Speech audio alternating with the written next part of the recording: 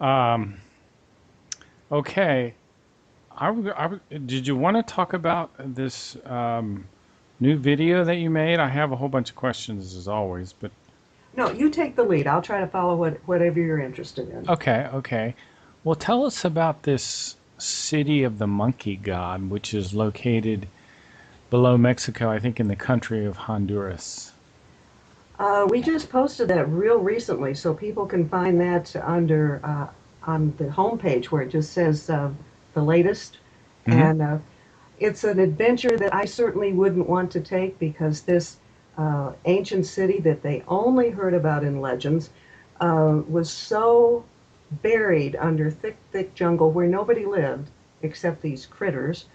And the people who went in there, they endured all sorts of things that could kill you. Hmm. Nasty snakes and panthers and terrible viruses and bugs. Um, but the reason they dared to go in there was because they used something called lidar technology, which means they flew over the area with one of these planes and essentially used something that's like sonar, and it could see through the dense canopy of the jungle, and it revealed structures down there. And the forest was so dense that archaeologists could walk right over these and never know they were there. So Hmm. without that aerial view, they would still never have found it. And so it's a very interesting thing. It was known as the city of the monkey god. It was known as the White City. In Spanish, it would be Ciudad, I'm going to say it wrong, um, Ciudad Blanco. But the natives had handed those stories down for ages, and they actually found it. The even though the city was deep in the jungle, the technology created a kind of photograph, and the first thing I saw, or the first thing I thought of when I saw it, was Mars. A little bit, yeah. You I know, can some of see. the structures, the quote unquote structures that they say are on Mars for some reason. I can see why you would think that, especially since without the trees it looks so stark, Right, and right. that's what you think of with Mars. So somehow that technology looks through all these trees and all these plants and even underground a little bit. Yes, well, not to a great extent. In this particular case, they were dealing with things just below the surface or just covered by jungle growth rather than buried deep, deep beneath the soil. Mhm. I do not know how deep and effective that can be. I've heard different things, but I hate to quote things that I'm not sure of. Sure, sure. I've been interviewing people like Stephen Mailer and Brian Forster. I don't know if you've seen any of their videos. I'm familiar with Brian. Yeah, Brian does a lot of really interesting videos of Egypt and the elongated skulls. And there are so many things all over that are still undiscovered. You know, it's just amazing. When it comes to archaeology, we're living in a time that's really quite phenomenal. And the latest field within archaeology itself is glacier archaeology. The glaciers are melting so quickly, and they're finding incredible things. The oldest one that I know about is a 5,300-year-old man that was discovered by two German tourists when they were going through the Italian Alps. And here's this whole entire skeleton that was revealed. And the thing that makes it kind of urgent with people who decide to go into this field is that many of the things, once they're exposed to air, will only last maybe a week. Hmm. And so they have to be right there to get it. And because of the urgency, places like Norway are doing their very best to get out there.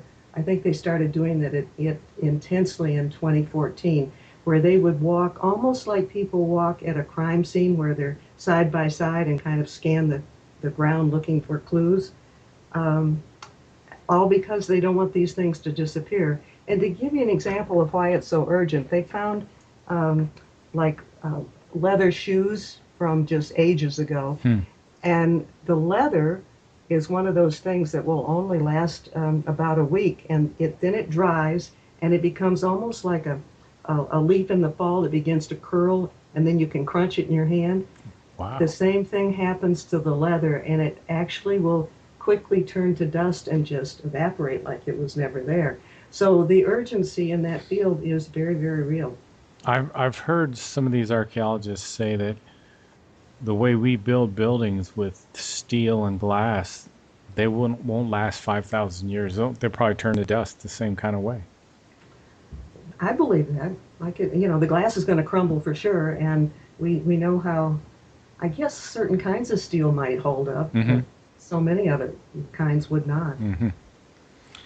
There's also a group of people that you talk about on your website that have formed a company called Moon Express, which will land a robot on the moon. I think that's really good news. Yes, it's being done for financial reasons.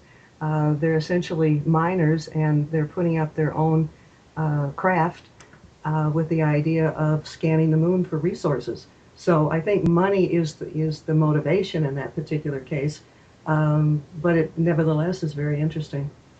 Are they looking for helium-3 or something like that? The way from the information I've read, it sounds like they're looking for concrete things, minerals and things of that sort. Oh, But I so think so they must have a way to, or they plan on having a way to take the robot or land a robot ship and then send a robot out to pick up. I mean, you probably have to pick up a fair amount of rocks to make the wrong things. There you go. You're back. yeah, I got a little thing on the screen and said we were disconnected. Maybe we're not supposed to talk about the moon. Uh, we can't get paranoid. I've been doing this too long. I just can't get paranoid at this point. Though there are times, if you want to talk just briefly, something happened recently. It has to do with Antarctica. And we posted within the last couple of weeks entrances into Antarctica, and they're very large. One of them had what looked to be almost like a awning, metal awning, bowl shaped over one entrance, and then there was another entrance that was big enough for a 747 to fly into, with probably 50 feet on each side of the wings. Whoa. So they're really quite large.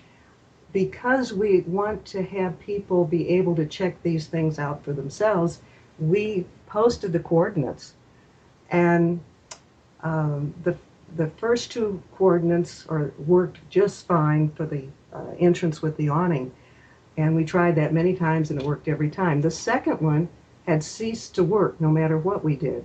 Hmm. So I kind of played detective, and I followed the patterns across um, the snow, and looked for the dark spots, and was able to find my way from one known entrance to another one where I knew it was approximately, and found it. But there was most of the area was inked out, and you couldn't get in there and see an active picture. They showed a static picture. Well, a day, maybe 2 days after we posted that, the second coordinates ceased to work. Whoa. So that began to feed, suspicions. You go, oh my goodness. So you no longer can find the coordinates for yourself. They're still posted with the story that we have, and of course we have photos of both entrances. But somebody is preventing anybody with Google Earth to watch any current activity that's going on.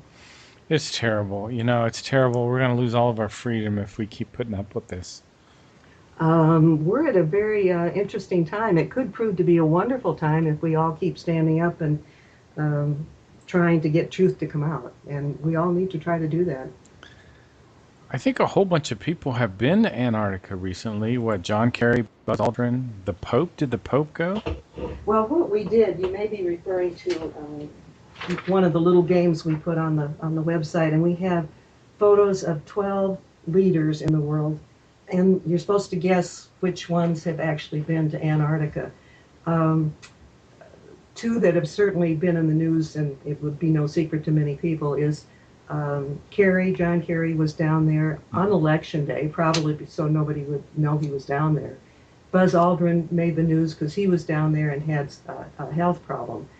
But the other ones, you have to start really guessing games and try to figure out who actually went there. It's kind of fun. Hmm. Now it's But some interesting. of the names are like Vladimir Putin, Prince Harry, Hmm. um, the leaders of a number of different countries, the Pope, and the Patriarch of the Russian Orthodox Church. Well, did Buzz Aldrin kind of freak out when he was down there, or is that just an internet rumor? I have no way to know. I mean, he's old enough that he could legitimately have had a health problem from, the high elevation, which or elevation change, and the climate. So I don't know how anybody could say that with any certainty. Hmm. And there are what, like 76 research stations in That Antarctica? we were able to find out about. For all I know, there may be even more. Um, and again, you can guess why they're down there.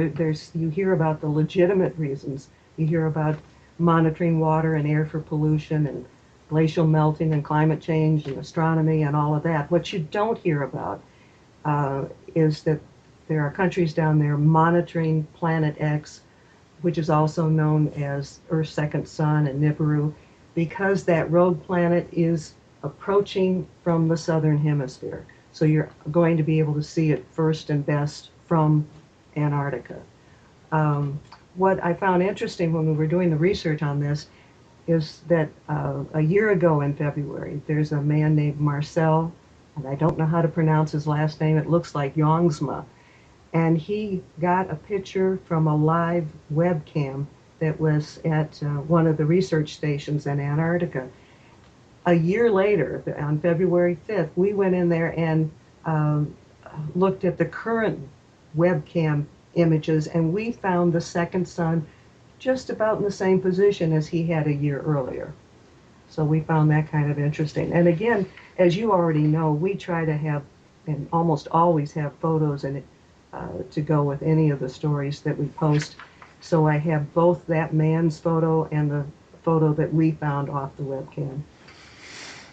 I, I recently, I don't know if you've seen this on the internet yet, but NASA has claimed that there is a large ninth planet in our solar system. There are two scientist astronomers that have, one of them basically created a model which explained the movements of these planetoids in the Kuiper belt. And he said the only thing that really explains that is if there is a gigantic planet, a ninth planet, that they say is, you know, way far away, but that has this again, and they're saying an elliptical orbit of, but they're saying 10 to 20,000 years. Um, I don't really think that they're saying it's close, though. So, you wonder, is part of this a psyop or whatever, but is Well, it? we see disinformation or distorted information on a regular basis, and that's why it's so difficult to, get to the truth on some of these things. We do know from astronomy that they have long noticed very subtle changes next to stars or that indicate a planet is circling them or that there's something pulling on the atmosphere of a distant object. Exactly. So that is a reality that has existed for quite a long time. So the same principle would probably apply to what you're saying. Hmm. Exactly. So I've also heard, getting back to Antarctica, I've heard that there is a pyramid down there as well.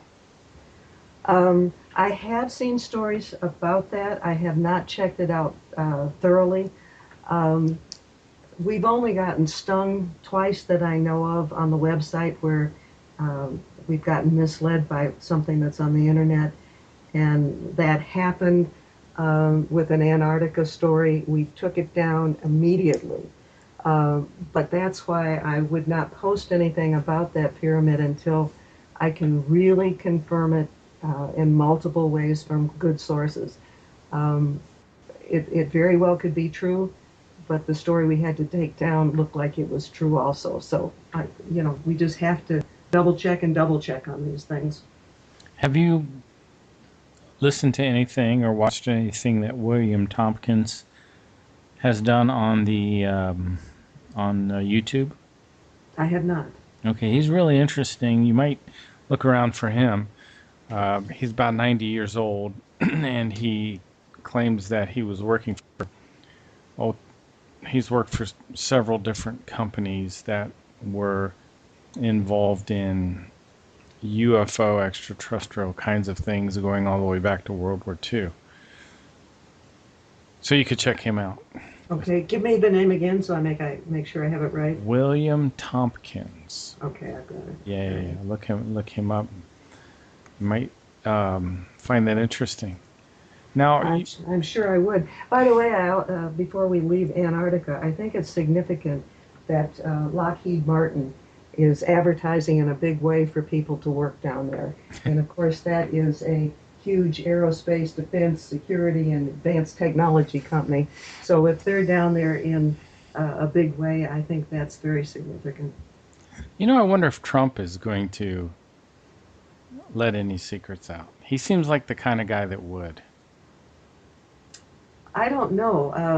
I've in the last year I've read so much about him, including a book that I'm almost finished on, and he's going to have to really prove the things he said because he has a history that goes back a long time where he puts stuff out there that he says is true, and when you really check into it, it's not true. So even if he came forth and said something, I would be checking that out a zillion different ways before I would, repeat it in any way. That's always a good thing to do, though, isn't it? Oh yeah, absolutely. You had a fascinating story on your website about a UFO that landed in Japan, and I think it was in 1803. And there was a woman inside with white skin and red hair. That was fascinating. Well, actually, the reason that we got interested in that story was because we've seen many of these uh, art pieces from Europe, stained glass windows and things like, and paintings that show UFOs in the background. Well, then I found a whole slew of Japanese uh, paintings of UFOs, and then I found the story that went with it.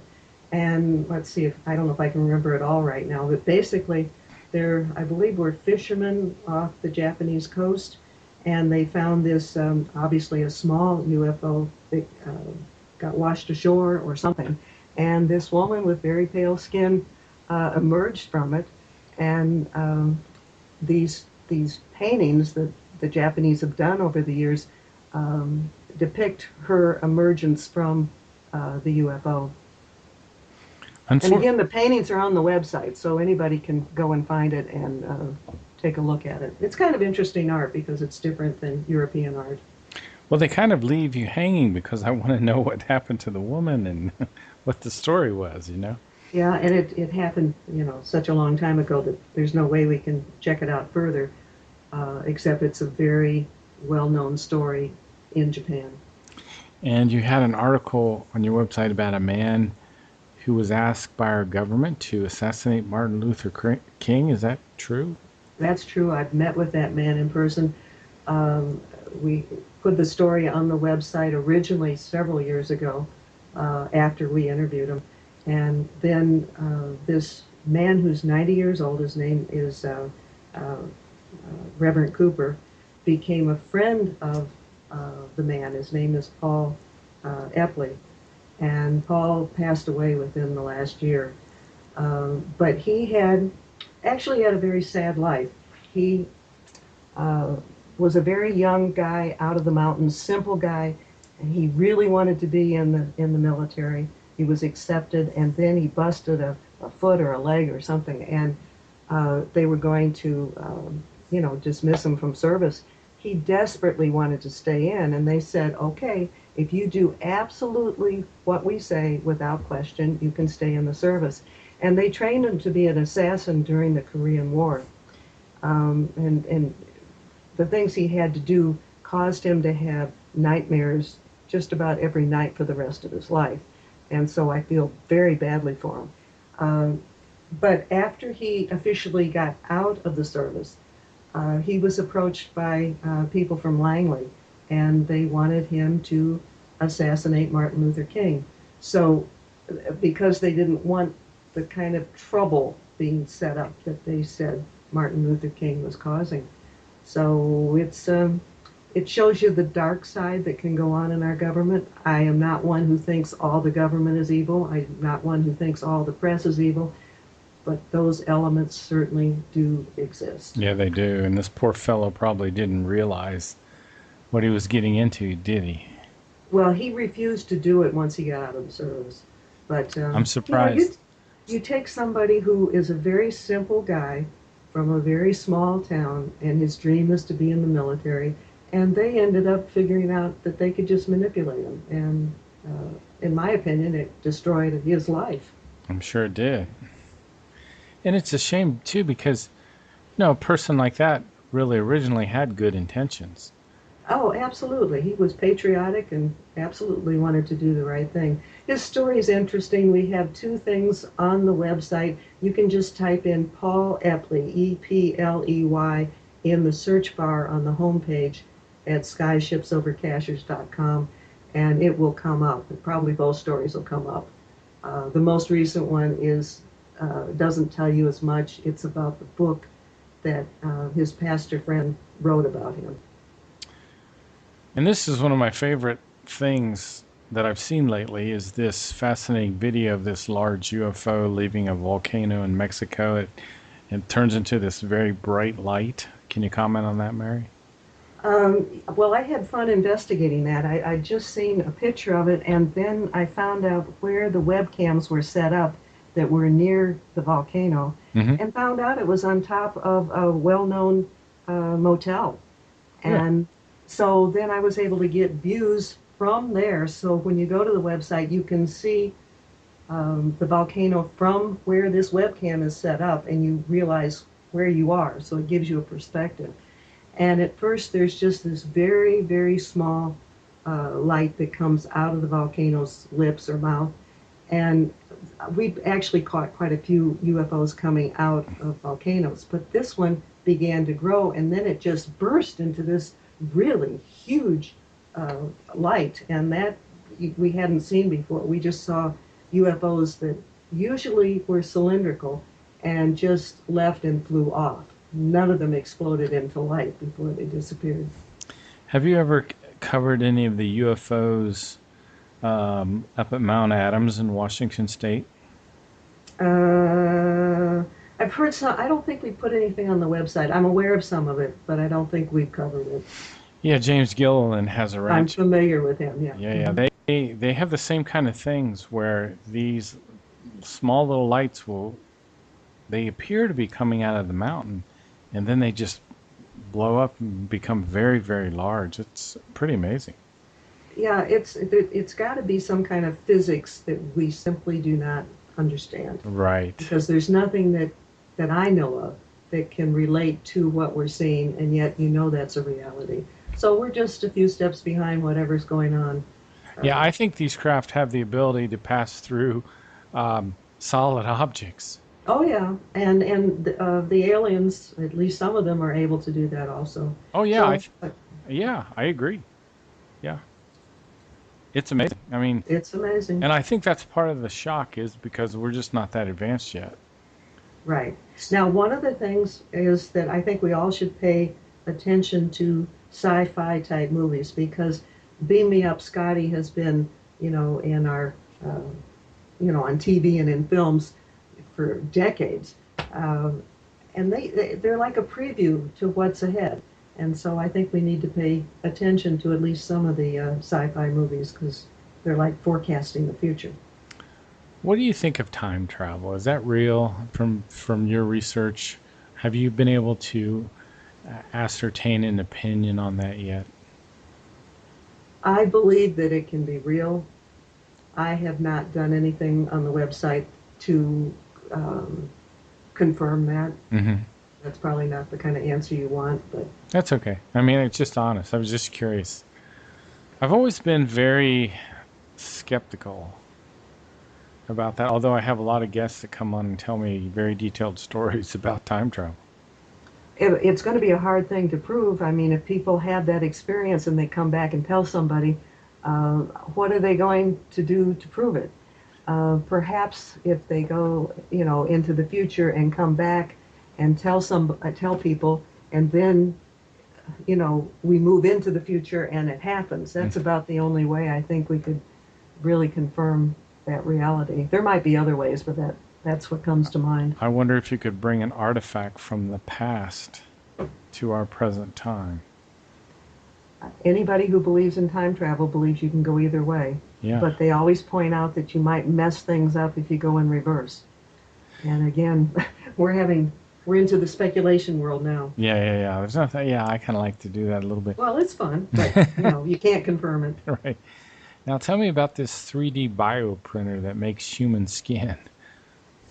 It's amazing to me what they can do.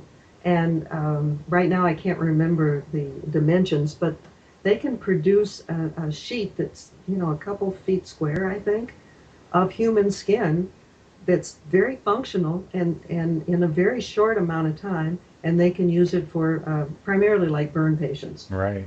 And I just find that mind-boggling. Instead of putting ink into cartridges, they have the biological material you need to make the skin, and it comes out of these ink wells like we would have in a computer printer. It's just amazing. I also wonder how close we are to life extension. Have you ever thought about that? Oh, sure. And I mean, in many ways, it's already happening. It wasn't, what, like 50 years ago? You didn't hear about that many people making it to 100. Right. And now we do. And people like Betty White are still up and being, people who are contributing to society. So maybe we're approaching it in a very slow way, but I think we're headed in that direction. Yeah, and this is just me, but I think our lifespans will get up to hundreds and hundreds of years. There's many people who say that what was in the Bible about people living for hundreds of years might very well have been true, and that we have really, instead of progressing, we have really digressed from where we have been in the past. Hmm. And I don't find that so hard to believe. I interviewed Stephen Mailer, maybe it was yesterday, sometime this week or the day before, and he's written a book called The Land of Osiris, and he has a very close friend that it's turned into kind of a teacher, a guy from Egypt that practices and passes down the oral traditions of what the real history of Egypt was, and what this Kemet, they call it the Kemet Society, the Kemet civilization is their term for Egypt. And what they say is that we right now are in the Dark Ages, they call it. And we're coming out of the Dark Ages. And he was saying that the word Amen means not only like so be it, but it also means so be it into the darkness.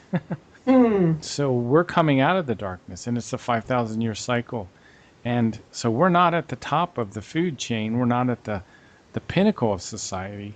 We're really at the lowest ebb, coming back into the higher cycles. And Well, when we see structures, even the remains of structures that have been made with such precision that we could not do it today, that those kind of things are evidence that we are not at the high level that human beings must have been at one time. Um, I mean, you can say it was just ETs that did all that. That's possible, but at the same time, it's possible that we have devolved from where we once have been. and it could be a combination of Of both. both. I agree. I I mean, agree. we, People do either or all the time, yeah, and that's not always truth. Truth is often both. exactly. I mean, we use the term alien a lot, but what if they're extraterrestrial humans? And that's very possible. And the Pleiadians are said to look very human-like, only in a more perfected form. It's very interesting. I think as we learn our own history, I think it's so important for us to try to figure out our history because we have so many wrong notions and false ideas. I think if we could put together our history, the world would change in a very dramatic way. Well, there's a story that we're going to post a little bit closer to Easter, but it's already written, and the title, it may change, but the title right now is a question. It's Are Mainstream Archaeologists Wrong About the Biblical Exodus?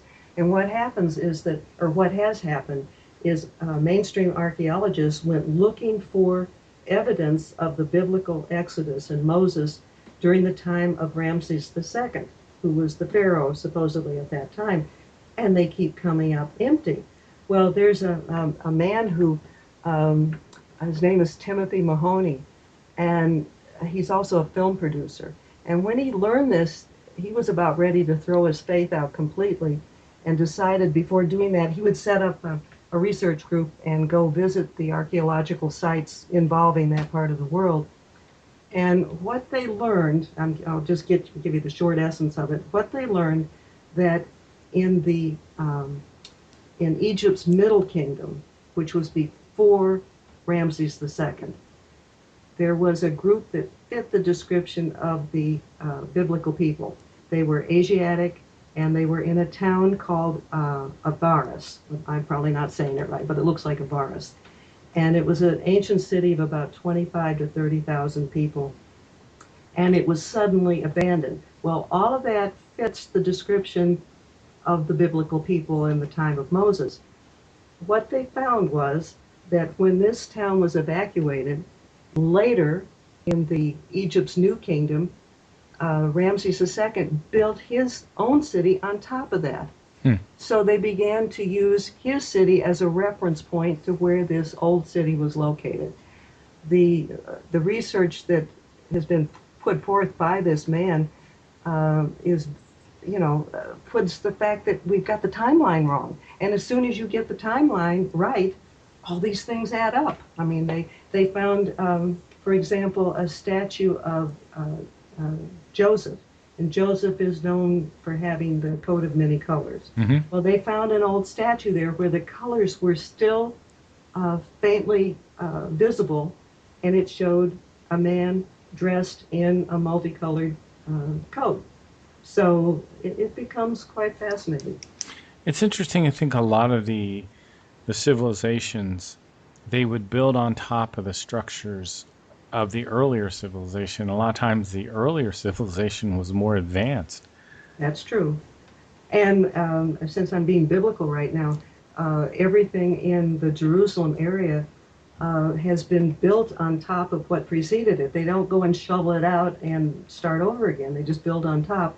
And so things that existed at the time of Jesus oftentimes is about 20 feet below the surface. Yeah. Yeah, it's true. It's very true. So, I guess you were interviewed by the Travel Channel show called Oh, we get Mysteries. into conspiracy ideas again. Yeah. Yeah, they contacted me. They wanted to include me in a feature about the underground facility beneath the Smoky Mountain National Park. They had a series called Mysteries at the National Parks. They had a very successful first season, and they filmed a second season. I was filmed as part of one of the episodes for the second season. And even though the show had been successful the first year, it was totally taken down. And they never did the episode, even though they had gone to all the trouble to fly down from, their crew was at that time in Canada. They flew down from Canada to film it. They had me meet them, at the park. They interviewed other people. They went to quite a bit of effort to do this, and yet it was taken down. It is highly suspected that focusing on the national parks was revealing things that the government doesn't want revealed. They've done stories, I think, that did make it about aliens and Bigfoot and things like that in the national parks. And I just don't think they wanted that can of worms to be open, and that's how they would look on that kind of information. So after all that effort, it was never on TV. I have a guest that tells me that the NSA and the CIA people that are from these organizations that are very rich and powerful have bought, like Clear Channel. And what they're doing now is intentionally dumbing down shows like Coast to Coast. So it's just real like pablum. It's just dull and it's boring. And they're doing that on purpose. And probably the show you did was too exciting, brought too much attention. So they had to cancel. I'm inclined to think that. And I first learned about Coast to Coast back in the 90s when Art Bell was active. And anybody that learned about the show at that time, and for quite a few years after that, found it fascinating because there was a really good chance there was going to be something new and fresh. And it's not the case so much anymore. And so you may very well be correct about that. Yeah, we could probably do a whole nother show on that.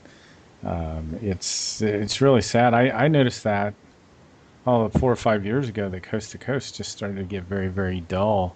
Hmm. And I wonder what was wrong. It just didn't make any sense to me. But it's an intentional thing. I think you know, it just brought too much attention to these subjects, Right.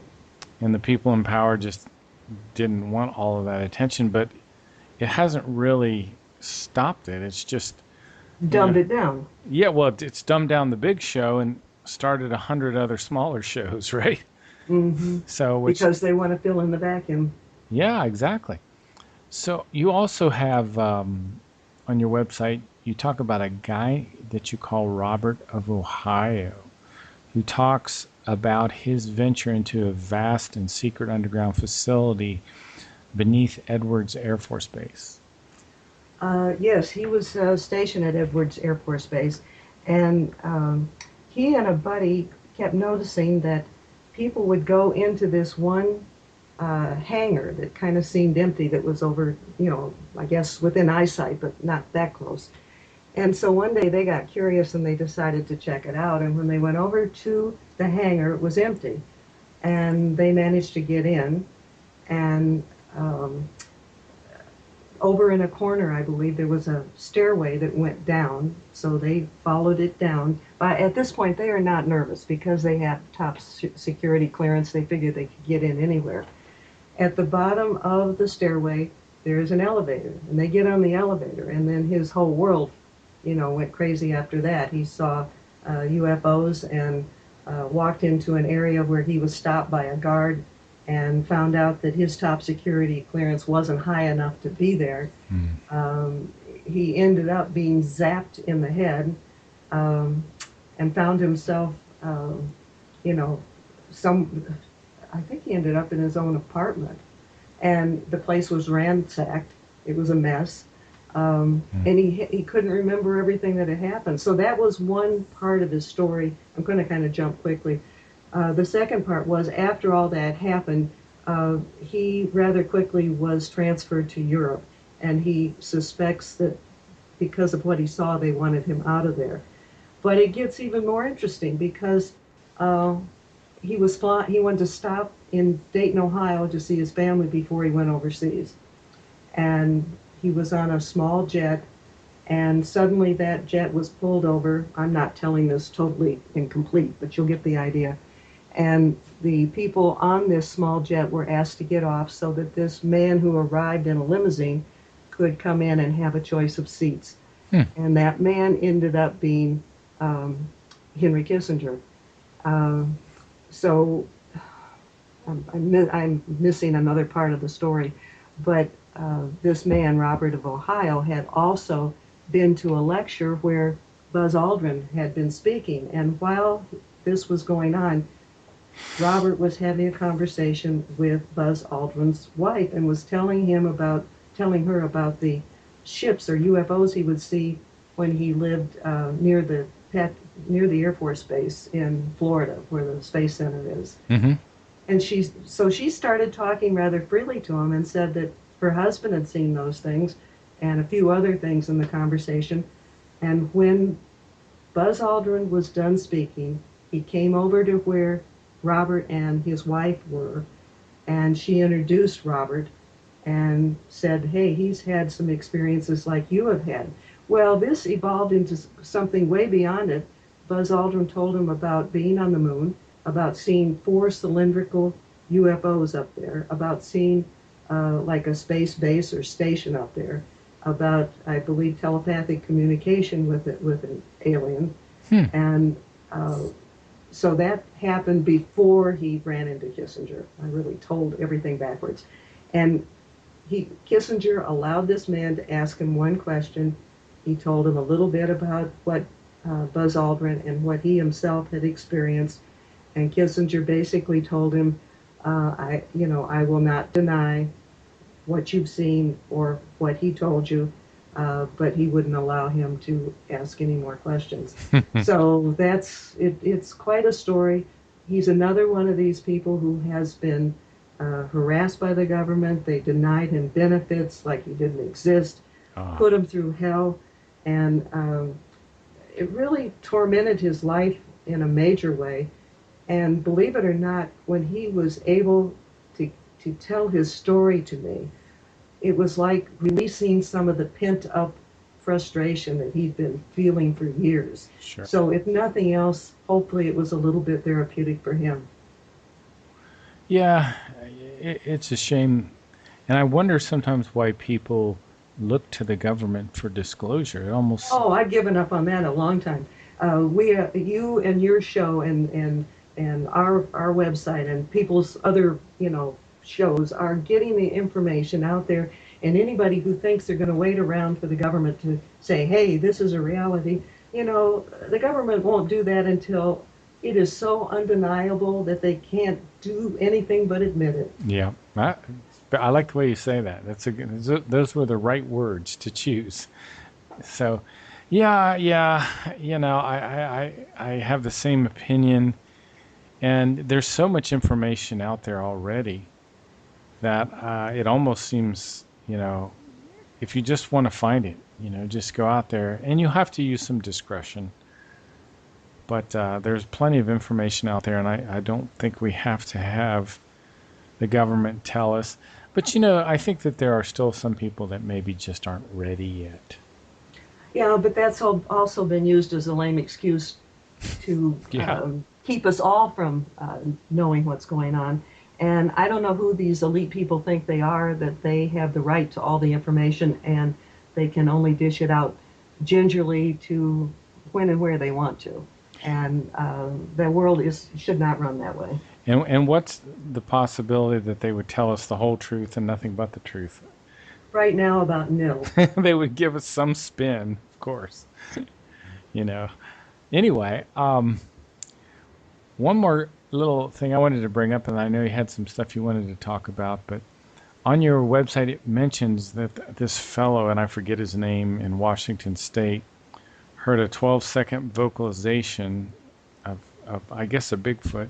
It was really interesting. He described it as the sound of an elephant trumpeting and a lion roaring at the same time. And I heard a very similar sound here in the Dillon State Park that I live adjacent to, and this has been 8, probably longer years ago, and it kind of sounded like almost like a siren and a cowbell at the Mm. same time. It was the most powerful vocalization I've ever heard, and this was at night, and I had my 2 dogs with me, and my wife was there, and it was just something that I've never forgotten. Did you feel, I mean, could you feel the vibration in yourself?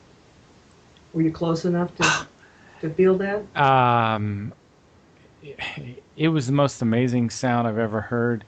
Yeah, I probably did feel something like that, but I was so, like, when you experience something that just kind of you can't believe is real, but it's real and you're hearing it. Uh, there was a lot that I probably didn't notice, because of the shock of the whole thing. Sure. Yeah, if we were cool heads when something brand new slapped us in the face, we probably would be able to retain much more. But Yes. shock and surprise kind of diminishes our ability to do that. Well, we're trying to cope mentally with something that It's doesn't really, foreign. It's foreign. right, it doesn't fit into our view of reality, even though I had heard of Bigfoot before and very open to these kind of things, very interested in these kind of things. When you experience something like that up close, and it was so loud and so powerful, I couldn't tell if it came from in front of me or to the left or to the right or behind me. I can't tell you. It's the strangest situation.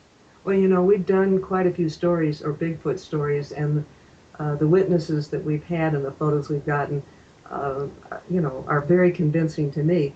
But I was at the window just rinsing off some dishes one day, and I was thinking, if a Bigfoot popped his face right in front of you right now, how cool would you be about it? And I decided it would be a real challenge, even Yep. though I believe it, even though everything I've seen, the Bigfoot do not harm people. Right. So I don't think there's something evil. But it would still just absolutely scare me to the core. I think a full grown, and probably there are different categories of Bigfoot, but I think the full grown ones that, some of them are 10 feet tall. I think we're talking about an animal, and I use that word, and I don't know if that's the right word because they may be as intelligent or more intelligent than us, but I think they have the strength of a grizzly bear or a Oh, lion. yeah, I don't doubt that for a minute. You know what I'm saying? Yeah, I do. By the way, one of my personal conclusions about Bigfoot is that they're not all the same. Right. The ones that I hear about in like the swamps of Florida seem to be smaller and much more um, Don't they have a ape-like, they have a smell and too, don't they sometimes? that's a whole different issue. Um, and then here in the mountains of North Carolina, they seem to be a little bit more intelligent. But the ones that I've heard about that seem to be the smartest are out on the West Coast. And if anybody's really interested in learning about those who have had contact with the very evolved ones, go to our website, skyshipsovercachers.com, and in the search bar, just type in Joan Ocean. And there's a wonderful story about her experiences with Bigfoot that we're able to communicate in many different ways with her. And it gives you an idea of what the more sophisticated Bigfoot are like. I thought it was fascinating. And she's a wonderful person. If you don't know who she is probably the best known dolphin expert in the world. Dolphin expert.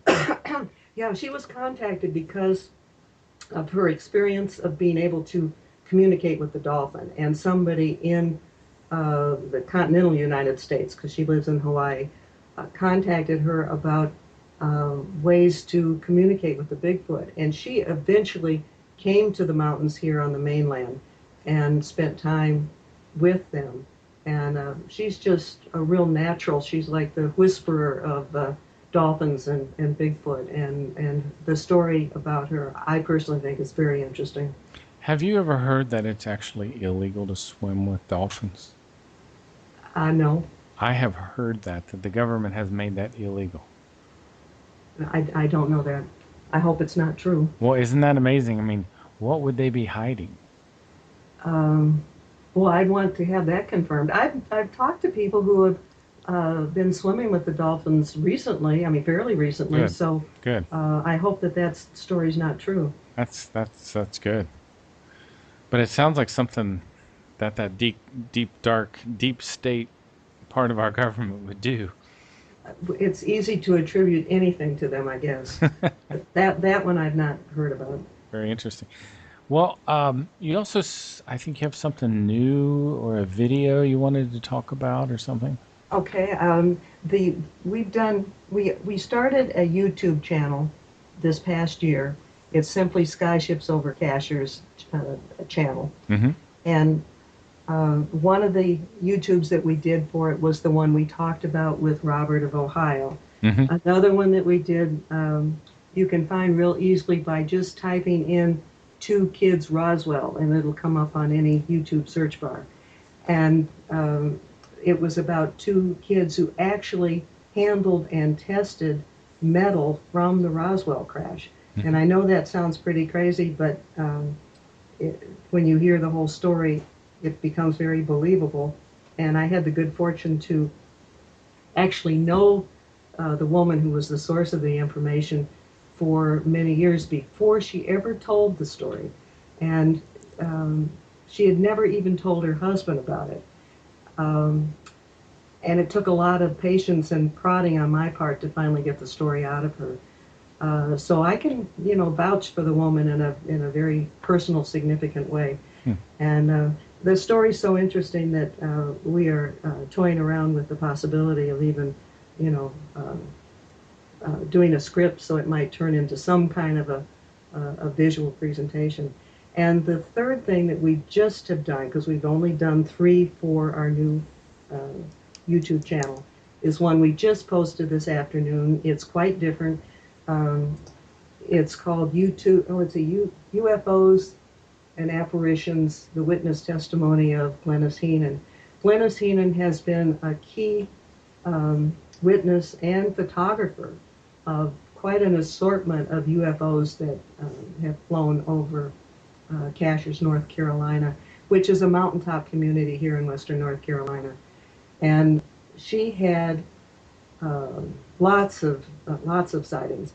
But then she had something quite different happen, and she had 3 apparition experiences. One, she had a spaceman in a maroon suit that just briefly appeared in her house, and then she has a hair salon in her house. And so on another day, he appeared there, and he showed his face, and it looked like Jesus. Well, not too long after that, she was, I think, laying down on her upstairs, looking out a window, and she saw a UFO in the sky that sent a beam of light down into the parking area of her house. And then she heard this big bang on the side of the house and looked in that direction, and there was a giant hologram of Jesus, which she estimated to be about 35 feet tall, that stayed there for about 20 minutes. And Did it speak? no, but she sensed things and she felt things, and she describes, what he looked like. Um, kind of, I wish she could even have told her experience more completely, but she does do a good job of it, and you can tell she's being sincere just by the way she talks. How would we find this on YouTube? What would All we? right, the easiest way to do this is just remember Skyships Over Cashers, the channel, and that's the way you find it on YouTube. If you want to find our website again, just skyshipsovercashers.com. So if you can just remember that much, you'll be able to find both places. And why don't you throw out the titles of your books real quick? Some of them. Okay, I'll just give you the titles. If anybody wants to learn more about them, you can skim down to the bottom of Editor's Corner. At the very bottom, there's a brief description of each one of them. And each of the books is totally different. The first one is Cherokee Little People Were Real. The second one is Underground Bases Hidden in North Carolina Mountains. And the third one is Tangible Evidence of Jesus Left Behind for Us to Find, which is about the archaeological and scientific evidence of him being a real person that goes, beyond what we have heard in the Bible. How long does it? All of those books are available through Amazon. Amazon. That's another question I had. So people can just go to Amazon and enter in the name of one of these books, and boom, order it right there. That's correct. Yeah, that's always convenient. And how long does it take for you to write one of these books? Um, the the fastest one actually was almost like on a deadline, and I had done the research for Tangible Evidence of Jesus, which is the first one. Mm-hmm. And I, over the years, had collected information Mm-hmm. and didn't have any idea it was going to turn into a book. And then I got this, I will say, spiritual direction to do it, and turned it out in a month's time. It's full of pictures. It's like or photographs, and whenever I write, whether it's for the website or it's for a book, it's more like a magazine format. I try to write concise and to the point, and almost everything that I do has visuals to go with it. Mm-hmm. So it makes it easier for people to read. Most people are so busy and so distracted with life, they do not have time to go through these uh, all gray, thick books that are just packed with words and nothing else. So Hmm. I try to condense information and put it out there so more people will know about it because most people aren't going to read the heavy duty information. And so you said you wrote one book in a month, but what's a typical time for you? Well, the other ones, for example, with the Cherokee, I had no intention of writing the book, but I met one person and another of the old timers who had been involved with um, digging structures and digging into virgin soil at Western Carolina University, and they kept finding these little tunnels that were in red clay, dense red clay, that were square cut with arched round tops. And every time it seemed that they were building on the campus, they would find these, and they also found little skeletons. One professor had kept a skull on his desk for a long time and said it was a child's skull from an Indian mound. And one day a teacher came by, picked it up, looked at it closely, and said, "This is not a child's skull. It has all of its wisdom teeth." Hmm. And so one man, one old timer, opened the door for another one, and I ended up interviewing 11 people for the book. But I didn't have the book in mind. I was simply trying to preserve the information before all these people died because most of them were elderly at the time I interviewed them. And since then, most of them had passed away, and nobody had recorded their information, and I'm so glad that I did. And how long did that book take? Two Well, see, years? that I don't know how to answer that. Um, I I spent Oh, I I see. spent let's say a year interviewing people on the weekends because at that time I had a full-time job and that was the only time I could do it. Um, but then one day I realized nobody had recorded this, and at that point I decided I needed to put this into a book form because it was just too unique to die with these old timers.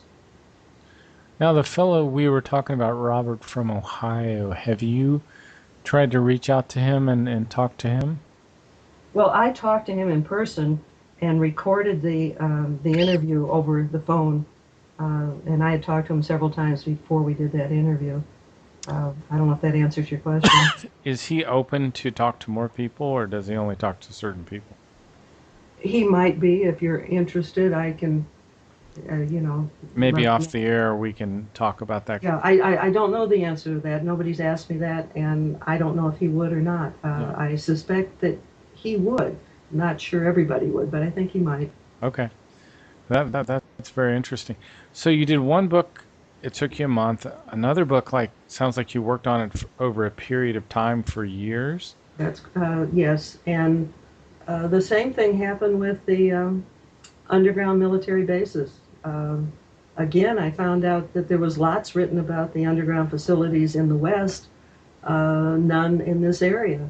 And again, I thought, my goodness, this isn't anywhere. And so it's not like I'm one of these writers who wants to write a book. It's like I want. It's more important to me to preserve unique information, and that has been I guess the common thread through all three books. You know, there's also a very good value in someone who can summarize the information and still put in the important details. Like you said, maybe your book isn't 700 pages long, it's 100 pages or 200 pages, which is much more accessible to most people. Right, and that's who we want to reach. I mean, the eggheads and the scholars, they already do this. They already find things out. And so I'm trying to reach what I call our ordinary people, and they may not be ordinary. I mean, most people are so stressed and so busy that they simply don't have time. So it's not a question of ignorance or, being uneducated. It's a question of time. And so, in respect for people's time, why not boil things down in a very easy to read form? I almost feel like we're moving towards some point, some zenith, some goal where more and more information is going to be released. Have you thought in those terms at all? Well, I think it already is. I think we're in the process of that happening. It's especially true if you just look at archaeology. I mean, my goodness, in the last 10 years, so many discoveries have been made.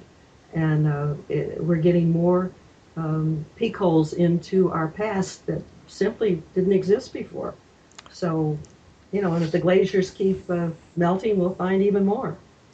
Yeah, I think that our paradigm's going to change in a big way. And I am hoping and praying for the best. I think that can be shocking for people when their worldview has to adjust. And that's why people who listen to your program and listen to similar programs are going to be able to cope with any changes that might be on the horizon in a much better way than people that have not taken time to listen to possibilities. And I think the mainstream media, and you can correct me if you disagree, but to me, the mainstream media has gotten so terrible that it's lost all credibility. Well, what's happened is that with the internet, um, the new and cable, 24-hour cable news, the newspapers have just been shrunk. I mean, I worked for the Orlando Sentinel uh, decades ago, and the before the internet really flew, and the paper was thick. It was jammed with information. They had the money to hire full-time investigative reporters. There was just, I mean, the TV, not the TV, the newspaper people were doing so much of the legwork for stories. And now you go into any city, and the major newspaper has just shrunk down to, tabloid size. And they don't have the finances to get people to do the investigative work that the newspapers were known for. Well, Mary, it's always a pleasure to speak with you. Your website is Skyships Over Cashiers. We mentioned a few of your many books. How many do you have now? Seven or eight? There's only three that are currently in print, and Oh, they're and they're all listed under Editor's Corner on the homepage at skyshipsovercashers.com. and now you have a YouTube channel up, so people like me can go watch some of these interesting Right. interviews. And I don't. We try to get some stories on there that didn't quite work in a written format, and so we will occasionally update that with new videos. But the latest one just got put up today. Any closing thoughts that you want to give to our listeners? Other than the fact, I enjoyed talking to you. I like the way your mind works, and I think people are very fortunate if they're tuning in to hear you. Well, thanks, Mary.